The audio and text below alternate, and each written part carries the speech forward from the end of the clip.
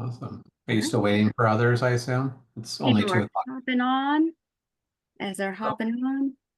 I literally have two presentations up right now. They're both slightly different. So I wanted to get a poll from the group on one presentation has more to do with responsible AI and societal implications of AI. Um, so a bit heavier from that perspective, not heavy, but like talks about personal responsibility. The other is completely light and talks about the era or the idea of curiosity and how that drives innovation in organizations. So I shared those with Lauren. So I'm just curious what the group is feeling today, because is it going to go deep on a responsible side, or do you want to go into the curiosity side? Responsible for me. What about others? Yeah, I think that the responsible because we're trying to figure out a policy. So that would probably be the best for us. Okay. And I'll weave in both either way. So but I'll focus more on this side. Okay.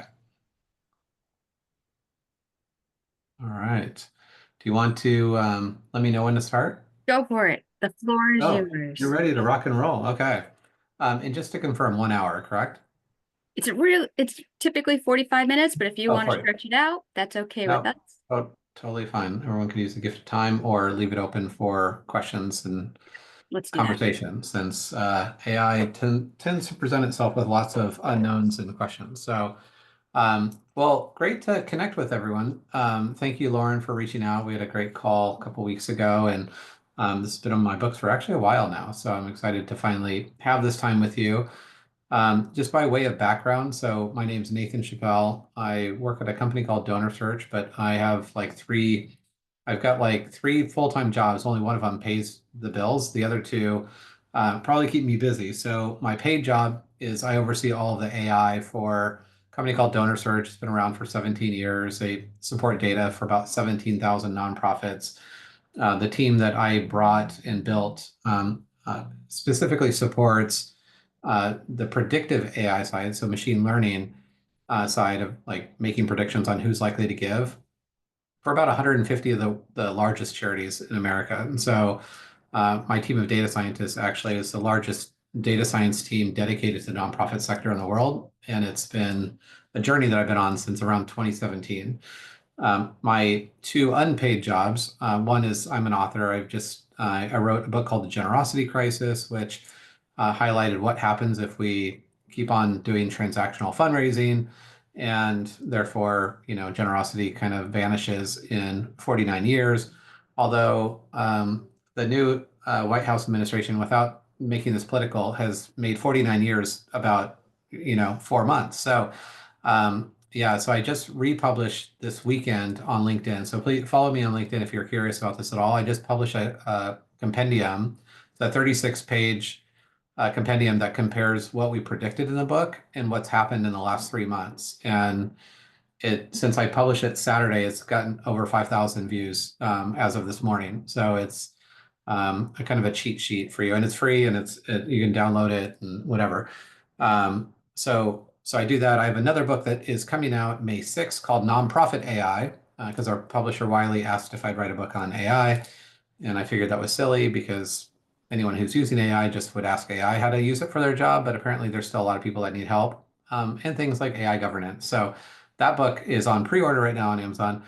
And then I'm writing a third book now called Unreasonable Generosity with Woodrow Rosenbaum from Giving Tuesday, which follows the theme of unreasonable hospitality. If you haven't read that book by Will Gierda, who's a restaurateur, it's an amazing, amazing book. So anyway, so paid job number two, don't get paid very much for that. And then third is I lead a group on responsible AI that is global. We started several years ago. We are entirely volunteer effort. We're now represented by about 15,000 nonprofit professionals in 141 countries. And our entire focus is not just advocating for AI, but it's advocating on the responsible and beneficial use of it, which I'm going to talk about in the presentation. So that's a little bit about me. By the way, I spent 20 years fundraising, so I am a recovering fundraiser, technologist. I would say not recovering, accidental fundraiser. I never planned on doing it in the first place, but loved it and spent 20 years doing that. got tired of the lack of innovation, and then started working back to my technical roots back in 2017. And I've been on this AI path since that point. So, oh, you know what, Lauren? I can't share my screen. So someone could make me a co-host. That'd be great. And for anyone on the call, feel free to show your screen or not. Feel free to jump in, ask questions, interrupt. This is a small enough group that it just yields itself to, some really good dialogue. And I feel that people learn more from each other than me, and what's working, not working, things that you're struggling with, and that kind of thing. So all my keynotes are similar, but a little bit different.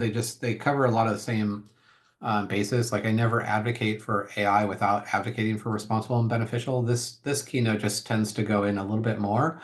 And I started with this several years ago because it really came to me very clearly back in 2017 when I started learning about machine learning, that with great prediction came great responsibility. And at the time, we were essentially measuring 2 million patients that we had at our cancer hospital every year on their likelihood to give. And I realized that the potential for bias in making those predictions was really significant. And AI back then was not very transparent. And so there needed to be a lot of rules around how we engage with this. And this is actually what's informed all of our work on responsible and beneficial. And these two words are very important and distinct and very different than what we will see in the private sector. I'll explain more. Now, of course, it's hard to do a show of hands here, but like how many people are using AI in some regard? I mean, for the people I see, you're using for personally, professionally, anyone want to share? Feel I free. just know I have to. And so, Okay. I'm your lowest common denominator here. Okay. Well, if you're on Amazon or if you watch Netflix, you are using AI on a regular basis. And I don't do either. Oh, on Amazon, I'm, it's so hard to find someone who's not doing that. So, my children all do that. okay. Okay. Well, this will be good. AI informs decisions on a daily basis. In fact, the average person interacts with around 4,000 algorithms per day. And that means from the time you wake up to the time you go to bed, but also for your donors, the time they wake up and the time they go to bed. Essentially, their attention is being directed by algorithms. And it's a separate keynote that I do a lot associated with my book, The Generosity Crisis, which is that you are no longer in the business of raising money. You're in the business of capturing connection or attention. And you're not competing with other nonprofits for that attention. You're competing with the world and Amazon and Netflix and everyone else who is also trying to get that. This means that, the future is not coming. The future is here. We are already living in this exponential age. And several years ago, Andrew Ng, who started the online learning lab called Coursera really upended what we thought about traditional in-classroom learning, and it brought it to the masses. Said something, this is the same year that I actually started working in AI, that AI is the new electricity. So this is from 2017. And I thought in 2017 it was pretty stupid. I'm like, you know what? Like, that's just a stretch. I was working in AI. It was not the new electricity. But sure enough, Andrew Ng's a smart guy and bet on things right way more often than I have. And in fact, is a professor at Stanford and things. So he was absolutely right that AI is the new electricity. It is in everything and part of everything, and it will not go back. In fact, Jeff Bezos was just interviewed a few weeks ago, I think in Time magazine, this online thing, video, and he said modern AI is a horizontal enabling layer. It can be used to improve everything. It will be in everything. It's most like electricity. So not, hearkening back to Andrew Ng's statement about this. And truly, Amazon is, when you talk about their growth, it is all based on, in fact, AWS, which is, so Amazon is the product company that you buy stuff from, everyone except for Julia, apparently, is that Amazon AWS, which is Amazon Web Services, which is all the data and hosting they provide for about like a third of the world's computers, is actually larger. AWS is larger than Amazon, the product company. And to think about like how big that is, it's like 500,000 employees focused on data and systems. AI is also not like any other technology we've ever encountered. So if it feels weird, and it feels fast and it feels different, then that's because it is. So humans have always been very adaptive, and we create new ways of innovating technology to make our lives better and faster. Otherwise, we'd be using pitchforks and plows, not, tractors and other things. And so every other technology, including electricity, is what we consider static. And once it's invented, the laws of physics don't necessarily change it. So electricity still sends current, receives current, turns on, turns off the same way it does when it was invented. It literally, the tools around it have gotten better, but electricity hasn't changed. AI is the first technology ever created that's considered exponential. And exponentials are interesting because we use this word like, oh, it's exponential, like it's exciting, but there's a horrifying side of exponentials as well. I worked at a cancer hospital, and if anyone has worked in cancer or knows how cancer cells work, they're exponential. So one cancer cell becomes two, two become four, four become eight, eight becomes 16, which is why in certain fast-growing cancers, that is, at a cancer hospital, we used to say wait is a four-letter word. That is like literally the worst thing because the exponential nature of how cancer cells grow, and you have to stop that. Well, exponentials in technology mean that this technology is not the same today as it was yesterday, that it actually is in self-improving. And this reason why there's a piece of paper and this image was generated by ChatGPT has an image generator called Dolly. And I just said, my prompt was me a person folding a piece of paper. If you fold a piece of paper 42 times, I don't know if anyone has heard this, it's called the 42 fold test. You take a piece of paper, you fold it in half, fold it in half, fold it in half. Very quickly, you get something the size of a phone book. And then that phone book doubles in half and doubles and doubles. And in 42 folds, that single piece of paper would reach from Earth to the moon. Just let that sit in. Like exponentials are something that we grossly underestimate. So AI, and similarly, is not dependent on a bunch of 25-year-old kids in Silicon Valley wearing hoodies, going to work every day, creating new systems or programs. It is self-improving. And it's not just one AI that's creating another AI. It's millions of AIs creating millions of AIs. And so we're at this pace of exponential technology, which means that if it feels like stuff is going so much faster than it's ever gotten and things are progressing so much faster, it's because it is. That exponential nature of what AI represents is the reason why that pace, and that pace will not slow down. It will only increase. The future of fundraising won't be defined by what AI we use. It will be how we use it. And that's really where the theme of this comes in. And just to give a shameless plug on this, and if anyone wants this, I'm happy to send you a free PDF of it so you don't have to buy it. But and then you can put it in ChatGPT and not have to read it. You could just ask it a few questions. The book itself is not about technology at all. It talks about the decline in charitable participation. So almost all nonprofits in the US, Canada, in the UK, and Australia have seen a decline in number of donors making up their portfolio, making up the total dollars. And that doesn't end well for anyone. It ends with a much less democratic and much less vibrant generosity landscape. And while the book is not about AI, it talks about that the need for innovation has never been greater, but also that AI is the only scalable solution to reversing that. That humans were capable of doing really creative and amazing things, but we're not scalable on our own. So we as humans need to find a new way to work. We can't do things the same way and expect a different result because the data is clear where this takes us. Generosity in America ends in 49 years if we don't do anything, which is a sad statement. Although now it might be 4 years based on this last 12, last couple of months. All that to say is that now is the time, and the pivotal time, and we use inflection point way too often, but truly an inflection point that the future of philanthropy will be defined by this moment, whether organizations lean into AI and not which AI, but again, how we use it. So I already just shared that.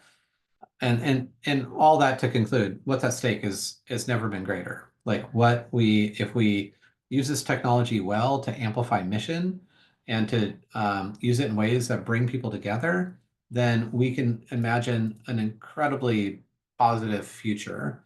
And if we use it to manipulate donors and to make giving more transactional, we can assume what that will represent or present itself. And so there's this really critical moment that we are going to be faced with. How do we do this and do this well?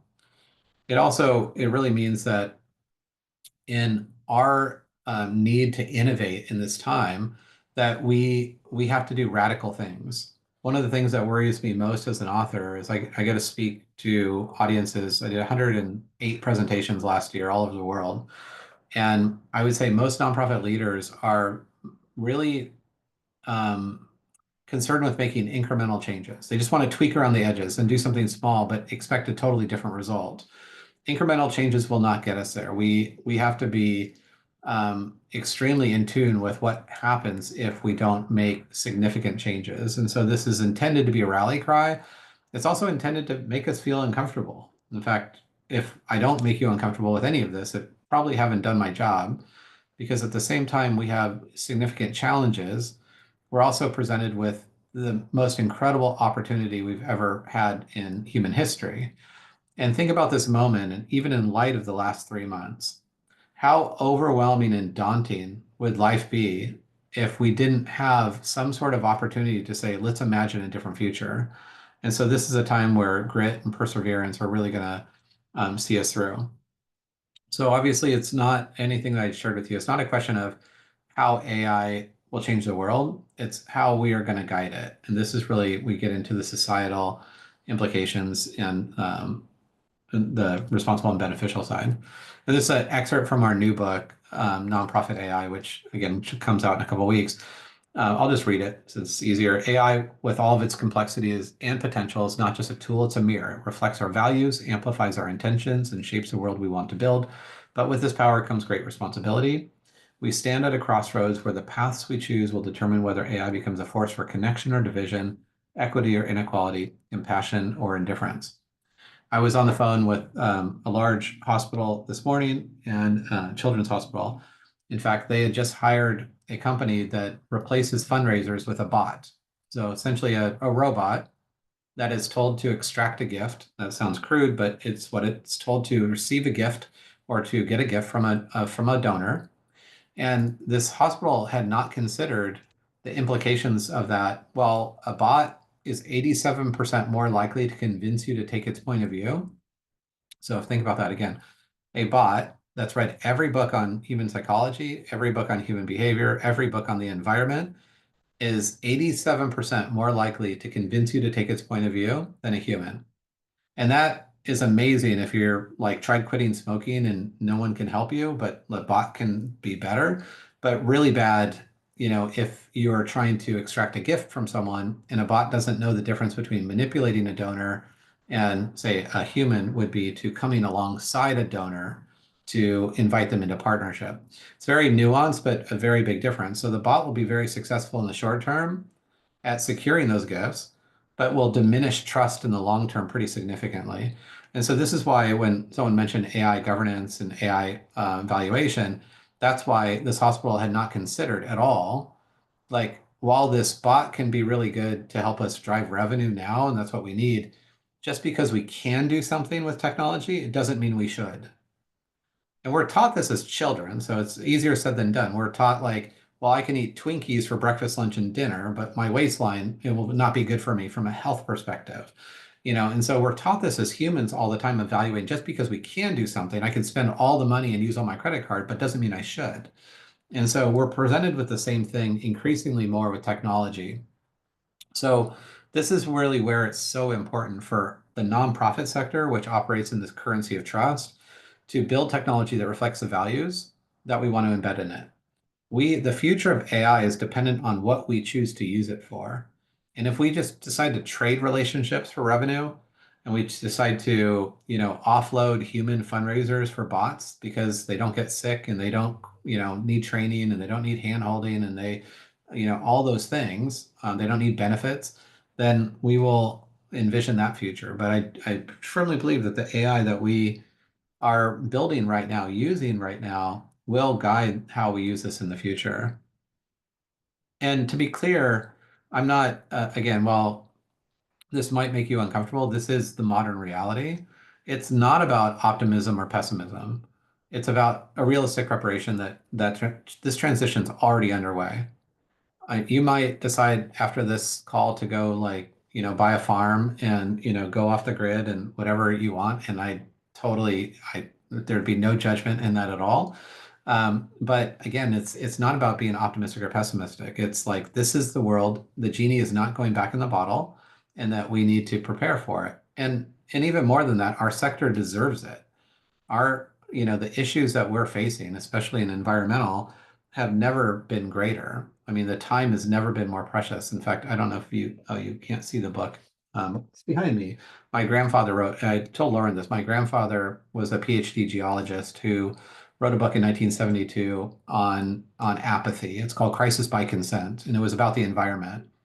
And his biggest concern was not what we could do to the environment. It was just that it was apathy. It was just that people didn't care enough. And this was back in 1972. Lo and behold, guess what, reality that we're facing now, right? In dealing with the environment where time is of the essence. We do not want the same thing to be true with AI. We don't want to be looking back and say, hey, I remember that time where we had this opportunity to do this right, but we just decided to do more instead. And therefore we should have, hit the pause button to make sure that we were really thinking through this. And on a really practical level, on a human level and an organizational level, the divide is not going to be between humans and AI. It's going to be those that prepare and those who don't. There's a famous saying, I don't know who started it, but we've all been saying this in AI for years, that AI won't replace fundraisers, but fundraisers who use AI will replace those who don't. Until a few months ago when a company came out with a bot that replaces fundraisers. So, AI mainly is about augmenting, amplifying, not replacing. And it's our choice in how we do that, right? We have agency of whether or not we use AI in a way that is going to replace or augment. Sorry to interrupt. Yeah. Can I? Yeah. So, because one of the things when I'm listening to all this, and I'm part of a volunteer-run nonprofit in the environment, and so we're a very small team, but I know even established non-volunteer nonprofits, have very small staff, and it's a very relatively fragmented landscape a lot of times. So when you're not a Google or an Amazon, how do you prepare? Because, you're limited in resources. Yeah, and in fact, that's actually the paradox that is so interesting for our sector, is that small organizations have the most to benefit from artificial intelligence. And there's two main forms of AI. There's a predictive AI that, like, Netflix predicts what you're going to watch, or Amazon predicts what you're going to buy, or my company predicts which donors are likely to make a gift. But then there's generative AI, and that's like OpenAI, ChatGPT, which is OpenAI, Gemini, which is Google's product, Claude. That form of AI serves not small nonprofits extremely well. It knows something about everything. It is a grant writer that you couldn't afford. It is a fundraising coach that you couldn't get.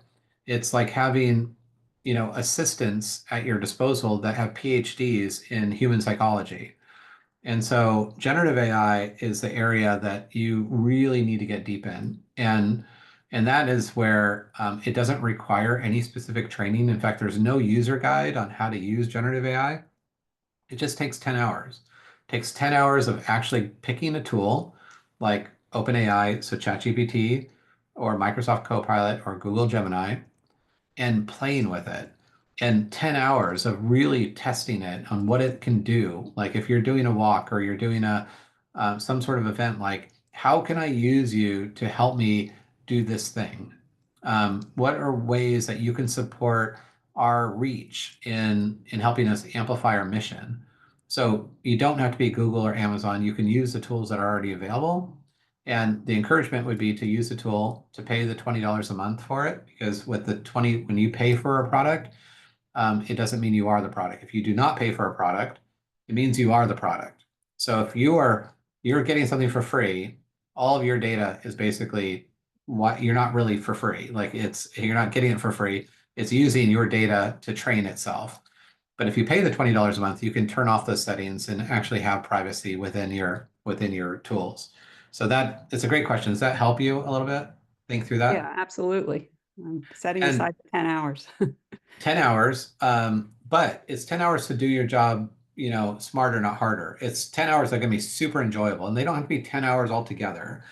The reality, and I should just say, is like generative AI is all, if you get confused about which one should I use, which one, I hear all these things like ChatGPT is better than Claude, which is better than Copilot. They're all the same. It's like going to the grocery store and seeing an entire aisle of bottled water. Like you go in and it's just amazing. And there's like an entire aisle, at least my store, like 50 different kinds of bottled water. And what is the key ingredient of every one of those bottles? Water. And some have like a little, hint of mint or a square bottle, or they're all bottled at the source. They're all water. And the same is true with generative AI. There's different companies that serve those like bottled water, but they're all the same. They just have little nuances. So if you're using one and you like it, stick with it. And if you don't like it, go to another one. But the general workhorse, the one that I would say I do a lot of consulting, that 80% of the people I know in the nonprofit sector use Microsoft, or I mean, they use OpenAI, ChatGPT. And then those that are into writing and really love writing, a lot of people use Claude. And Claude is known to be a really good writer. They're both really good at writing, to be honest. So pick one, spend 10 hours, have it plan your next vacation. Like have it like do things, take a picture of a plant outside your house and upload it and say, what kind of plant is this? And just spend 10 hours assuming it knows something about everything, because it does. It's read every single thing that's ever been written since the beginning of Western civilization. It knows far more than we think it does. And it can recall it instantly with perfect recall. So, or near perfect recall. There's an exclusion there. Okay. So all this to say, the nonprofit sector is special. Of course, we like to think that we're special, but we are mainly because we don't operate in the sense that we trade products or services for money. We trade trust for money. And so Microsoft and Amazon and Google, all those companies you just mentioned, they have what they consider responsible AI frameworks. And those might be fine because they're selling products and services. But in our sector, we can't be beholden to, say, Microsoft's responsible AI, because they don't have the same incentives that we have. We have incentives to preserve and protect trust, whereas they're selling software and products. And so this is where it takes a pretty big departure. And that's where, and you think about, especially if I'm thinking about from an environmental perspective, we can't have things benefit us in the short term that have unintended consequences in the long term. We have to always evaluate both. My guess is that from an environmental perspective, this sits home better than in most nonprofits that I speak to, is that we can't intentionally do harm or even unintentionally do harm in the long term just to gain a benefit in the short term. And so this is where this really comes to play. So in this case, like Meta is Facebook. So what happened to Meta when Twitter is now X, it's all confusing, created an ageist, ableist, Islamophobic algorithm? So what happened to Meta when Twitter did that? Essentially nothing. So when Twitter created an algorithm a couple of years ago that was ageist, ableist, Islamophobic, and several other isms, nothing happened to Meta because they're two separate companies. That Twitter stock price went down, but then they had to rebuild that trust and their stock price came back up because they offered a new product or a lower price. But what happens if a large nonprofit, Red Cross, St. Jude, any like big, large, Nature Conservancy releases an ageist, ableist, Islamophobic algorithm? It affects everyone. Like the sector is already under massive scrutiny about trust and saying where money is going to go, where we say it's going to go. And so it diminishes trust or puts us in the hot seat. So there's more at stake in the nonprofit sector, far more at stake than there is in the private sector, to ensure that we're using AI in the best possible way. And this shouldn't be surprising to us because what we are seeing now is an AI arms race. It's a race for scale. And I mean, we're talking billions and billions and billions of dollars. Like OpenAI is a $40 billion, company now. I mean, Elon is like the richest person on the planet. He'll be our first trillionaire. I mean, this is no doubt an AI arms race. And that arms race, because of how stock market works, is based on scale, not safety. In fact, it's so far imbalanced, the scale versus safety, that for every 1,000 papers written on AI advancing, like advancements in AI, new technology, every 1,000 papers that are written, only one paper is written on safety. And so that the private sector is going to continue to do this. There's nothing that is going to stop the private sector from doing this, from Microsoft and Amazon and Google to releasing things faster just to win the game. But this also means that we have to be the governors for how we use that within our organization. And like I said, this moment that we're in right now is going to shape what the future looks like. It's not about what AI we choose to use, it's about how we use it. And by the way, not using it is not an option. Right? I think Julia said that. Like, I have to use it. I mean, it's not using it will continue us on this path that we're already on. And the numbers are bleak. I mean, if you read the generosity crisis, I just encourage you, have a box of cookies with you for the first 100 pages, because like you're going to need it. Like, there are significant headwinds facing our sector right now that we need technology like this badly. And so lean into this out of your curiosity and your desire to ask what if, like what if AI could do this thing for you? In fact, the easiest thing, I can save you like $10,000 from a consultant training you how to use AI. Just take a Post-it note and put it on your monitor and write on it, how can AI help? And condition yourself, just how can AI help? And then every day in tasks that you're doing, if there's any task that you're going to do more than once, look at that Post-it note and be like, can AI help? Or how can AI help?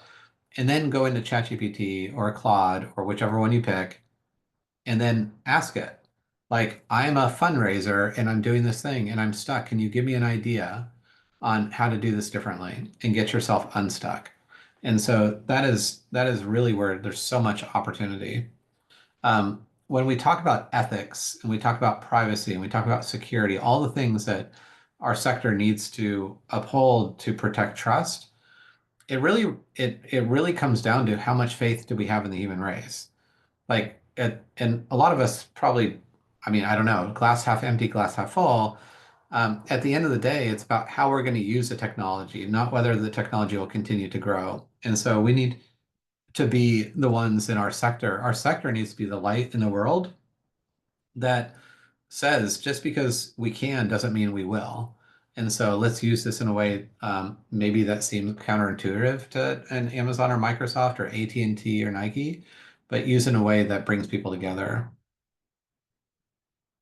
One of the other big questions, so there's lots of philosophical questions that we're presented with, and they're actually pretty exciting. I already shared the one, which is, are fundraisers still important in fundraising? I mean, are humans still important in fundraising? I mean, that's now a question that is no longer philosophical. There's a company in Boston that is trying to replace humans with bots, and they'll probably be successful because there's a lot of economic incentives for it. But the other, I think that's really exciting is, how do we choose to spend the dividend of time? So Kirsten, is Kirsten? Yeah. Okay. Okay. It's when we're thinking about finding 10 hours to spend, at the end of the day, AI is about giving you back more time. So spending that time up front is going to save you, on average, what private companies are saving, around 40% of their staff time. But the average right now is around 17 to 20%. If you had 20% more of your time back today, that's an entire day a week. Like, think about, like, if you just freed up every Friday to do like superhuman things, like call people that you didn't have time to, take a donor to lunch, to whatever it might be. It's really going to be dependent. The philosophical question is, like, now that we can generate the dividend of time, are we just going to do more crappy things, like more automated emails and more, whatever, more bad fundraising practices? Or are we going to take the dividend of time and apply it to really human-centric things? And that's where I get like really excited about the opportunity with AI, is that we can take the dividend of time, if we do this well, and we can spend that time to do the things we just didn't have time for. And I already shared that statistic. So, and I'll share these slides so you can keep them. At the end of the day, this came from a book that came out last year called The Coming Wave. And Mustafa Salman is like one of the most regarded AI thinkers of our time. So this is going to be the most productive decade in the history of our species. And that sounds really exciting if you're, one of the big companies, but productivity is not our goal. Our goal in our sector is about human connection. And so that has to be the evaluation of how we actually evaluate AI and whether it brings people together or if it's just about having us do more. And so he goes on to say, we must learn how and when to say no collectively. And so even for someone who started at Google and now works at Microsoft is saying, look, we have to make sure that we in our minds, we create a mechanism that when we're presented with technology, we don't just jump in and be like, oh, let's just use it at any cost. We've done that as a human species for a long time. We have to somehow trigger in our brain and create a mechanism that we just say, just because I can do this doesn't mean I should. Let me evaluate that. And that's where AI governance comes in. AI governance and AI policies come in to help you guide. And I can give you a really quick way to get an AI governance policy right at the end and make sure that it's aligned with the values of your organization. So just because we can doesn't mean we should be the theme of this keynote or this PowerPoint, because that's really more and more we're going to be presented with technology that's amazing, like that just does amazing things, and it's going to promise to solve all your problems. But we have to ask ourselves continuously, just because we can doesn't mean we should. And this really comes down to kind of the core premise of responsible AI. And responsible AI, just to be clear, is not Microsoft's responsibility.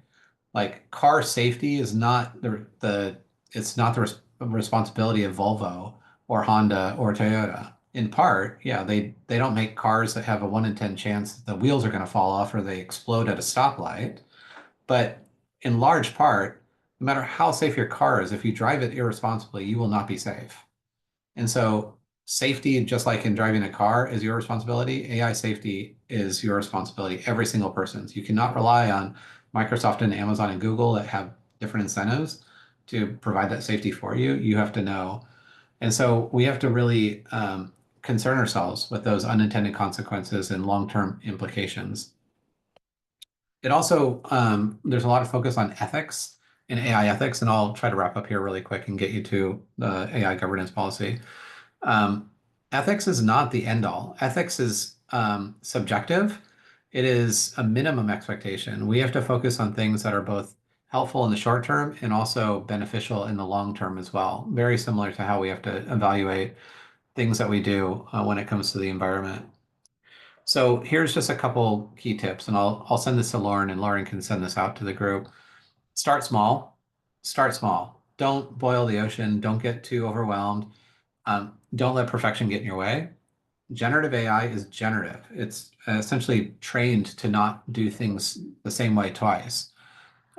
Use strengths from a multidisciplinary team. That just means be annoying. Like ask everyone around you, like, how are you using this? Learn from each other.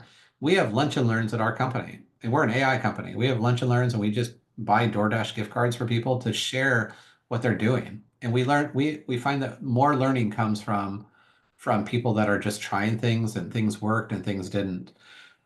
Keep end users in the loop, and that even includes like donors and how you're using AI and how they think that you're volunteers and others, different ways, because I'll guarantee there's collective experience that you can benefit from.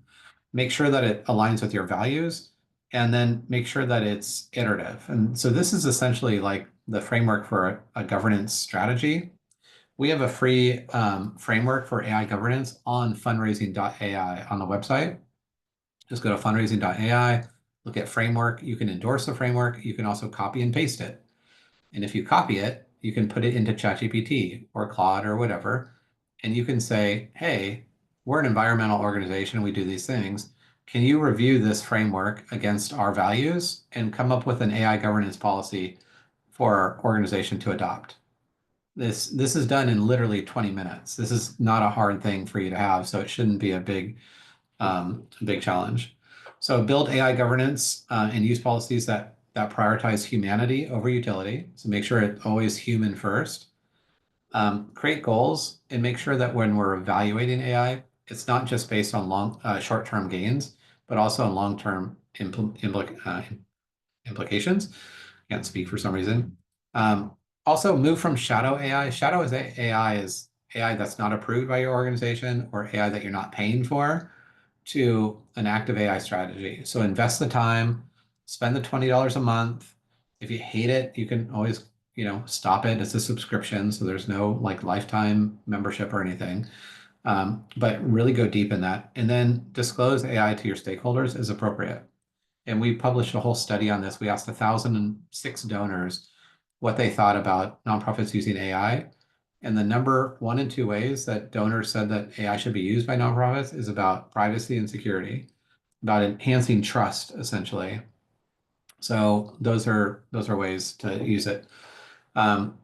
So we have to use AI to prioritize humanity over utility, find ways to use the technology to lift up the most vulnerable, and then guide with principles on fairness, transparency, and respect for dignity. I want to actually, well, this actually comes from my grandfather, who was a geologist. The number 1 threat to humanity in the AI age is not caring. So the worst thing, you can love or hate this presentation, but the worst thing you could do is just not care. And so I really encourage you to like wrestle with this. What made you comfortable? What made you uncomfortable? Hopefully this will challenge you to spend a little bit of time to, think through like finding that dividend of time and getting really, really creative.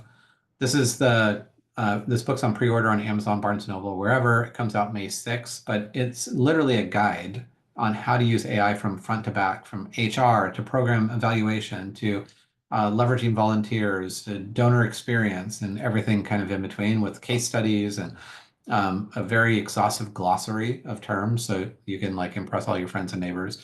So you can check that on Amazon. And then last but not least, we actually do a weekly or bi-weekly podcast. It's about every week and a half, a podcast on fundraising and AI. So all the latest advances in AI related to the fundraising industry. So we're on episode 52 or something. And it's me and my chief data scientist, and we were 2 nerds with a microphone. So we just decided to hit record about a year and a half ago. And so it's been very helpful for a lot of people that are on their AI journey, kind of diving in. You can scroll through the episodes, and there's one on just AI 101. And then you can just kind of look through the titles and see which one picks you. But we have a lot of followers that literally listen to every single episode and have found it really helpful for especially small organizations. I'll leave you with just one organization to look at and how they've used, and they're really small, 3 people. It's called Furniture Bank, and furniturebank.org. They're in Toronto. The director, Dan Kershaw, he is not a technologist, he's not a data scientist, but what he is super curious. And we started talking to him a couple of years ago. He's created an AI manifesto on his website. You can look at it, Furniture Bank. He's created marketing campaigns using AI that's fully transparent, disclosed. He built his framework, the AI governance, off the framework that I shared with you on Fundraising.AI, and just converted it for Furniture Bank. It is to show that anything, like any organization, he is now attracting grants. And this is a small organization that provides furniture to people that are house poor, essentially, or apartment poor. So literally children sleeping on, piles of clothes, because they can't afford a bed. He just attracted a huge grant from IKEA recently because of how he's portraying himself. So, I mean, this is a really exciting time for organizations that really lean into that curiosity. So that's the end of that. I'm happy to answer any questions, and no questions too big or too small. What's on your mind?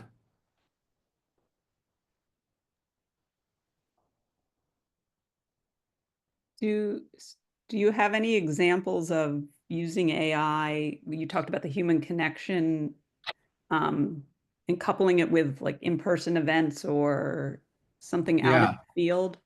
Yeah, no, great. I'll give you a couple. And there's lots of versions of AI. It's like a toolbox. It's like your toolbox, you pull it out of your garage and you're like, I need to hang a picture on the wall. You're not going to grab a saw, you're going to grab a hammer. And so one of those tools is called predictive AI, and that is to like in fundraising, is that's it's to predict who's most likely to make a gift. So that's kind of like the engine workhorse behind the scene. And that tends to be for, I mean, small, mid-size, but lots of larger organizations use predictive AI to predict donors.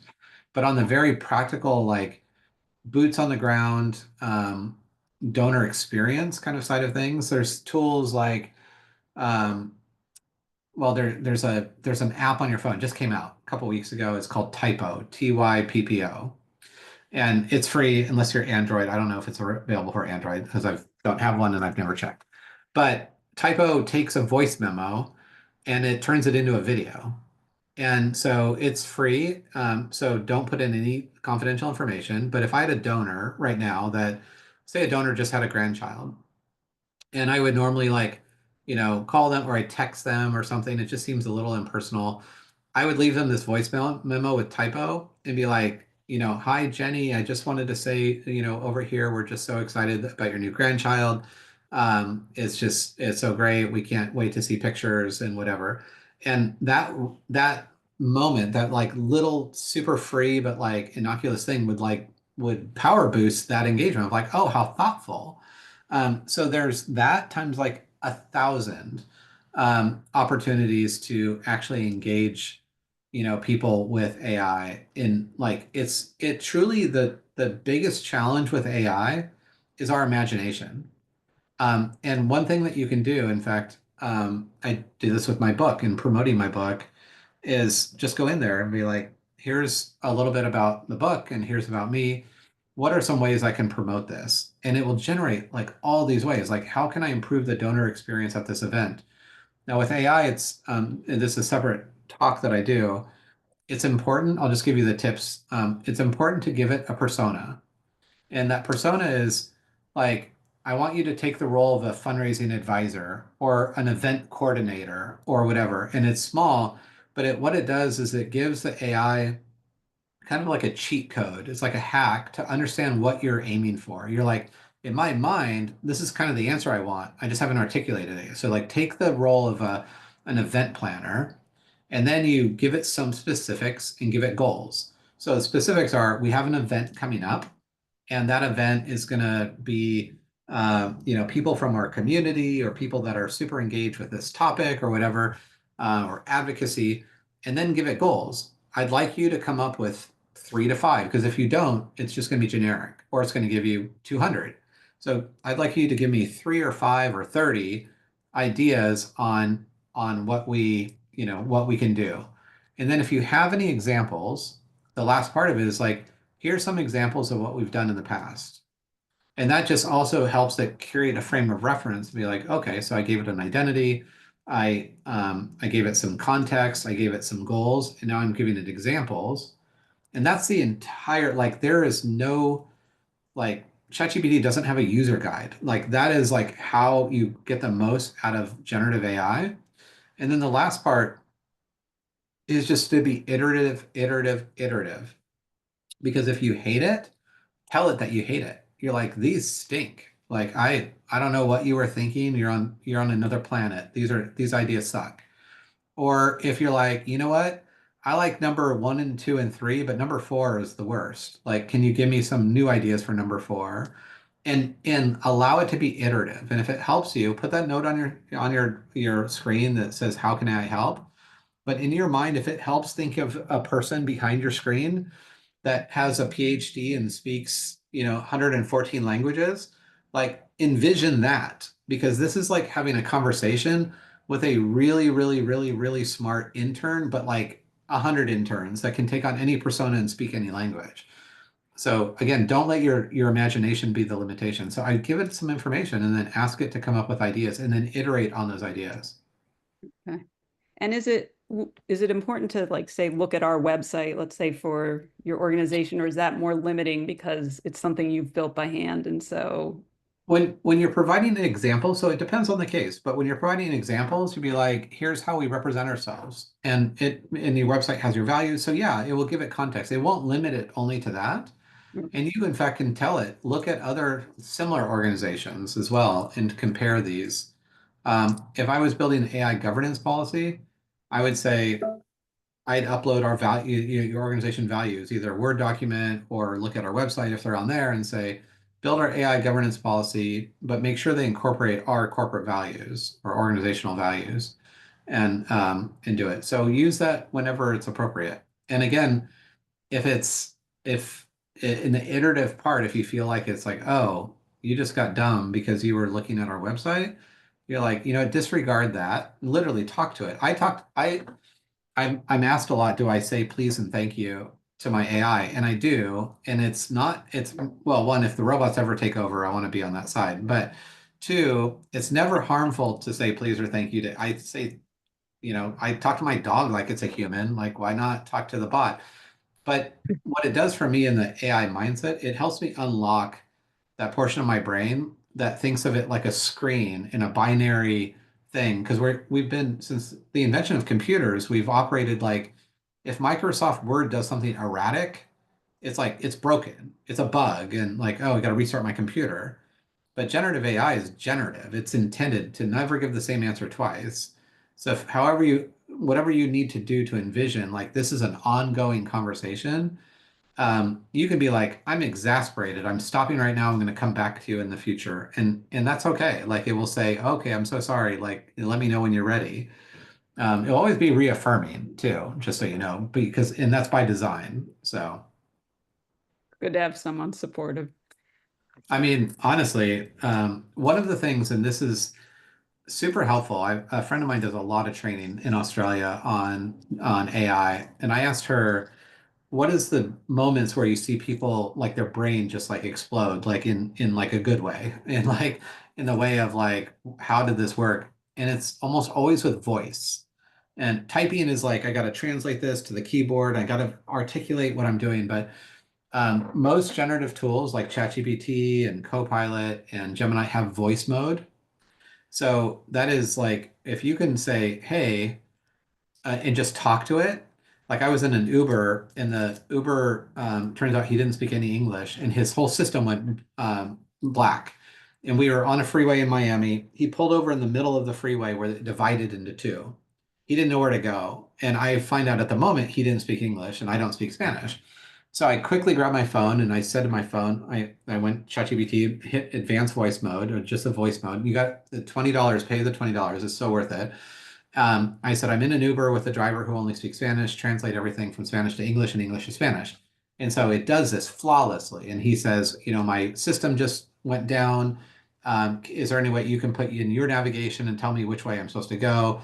And, then we'll get to where we have to go. And like, I mean, it was pretty game changing and it did this fluidly. And that's because I had spent the 10 hours, the AI mindset was there. Because what happens, I didn't say this, but what happens after the 10 hours is that your brain starts to think, maybe there's an AI for that. And so that's me walking in the woods with my morning ritual and my coffee and my dog is to walk through my woods in the back of my property.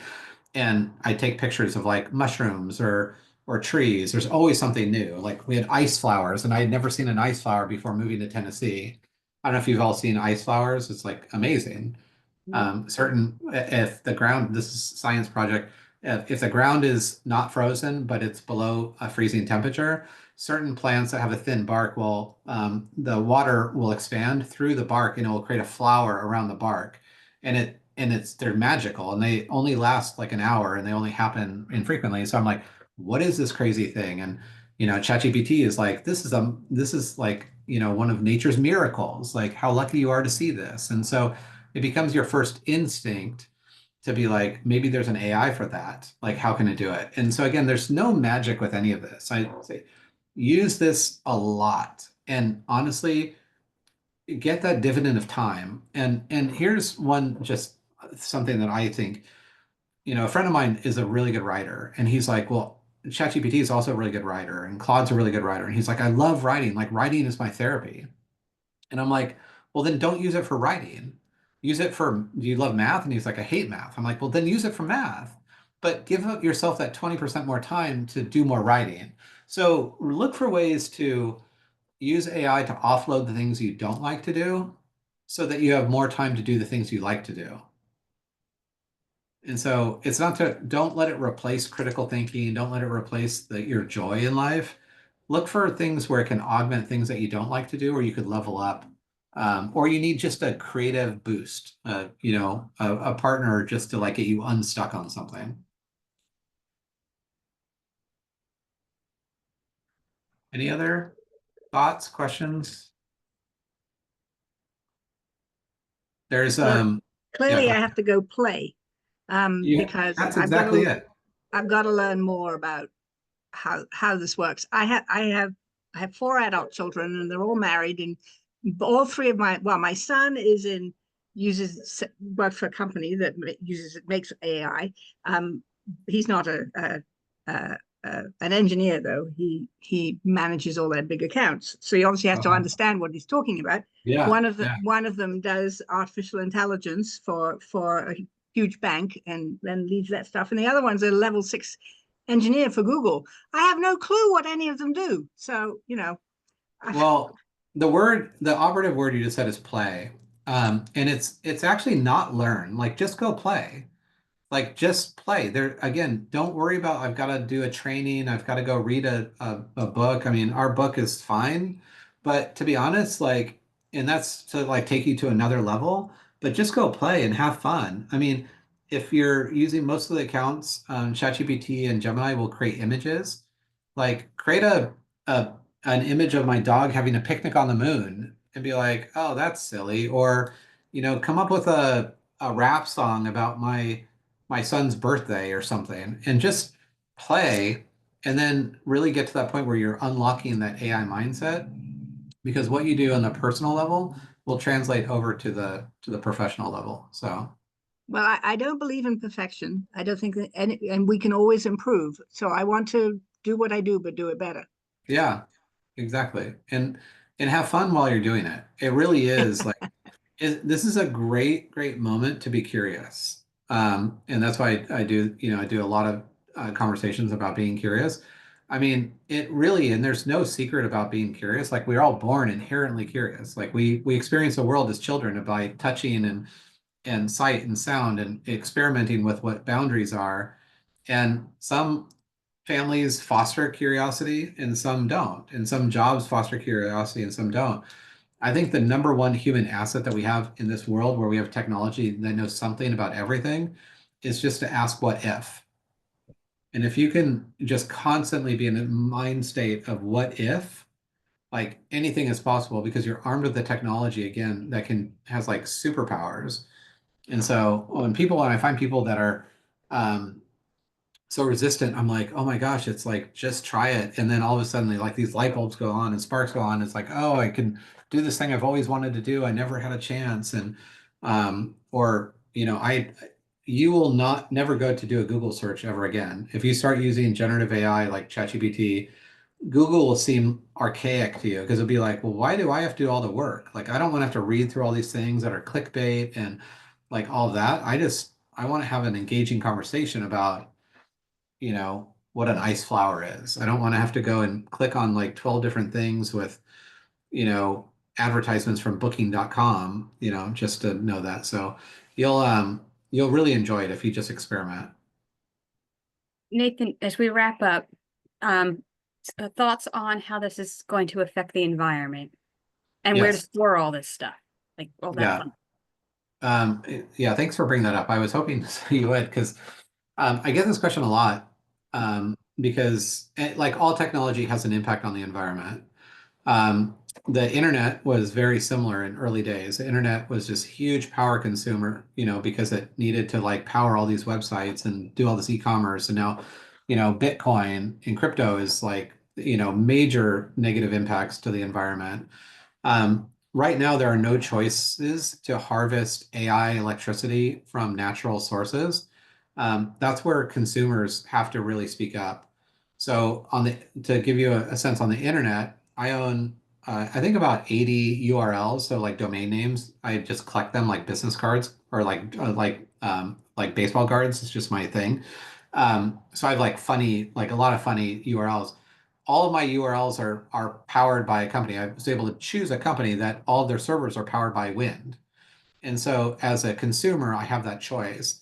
With AI right now, we have no choices. And so I think this is where we need to consider the environmental impact of AI. We, especially probably in your sector, need to have the louder voices, is because electricity is the biggest limitation to AI's growth.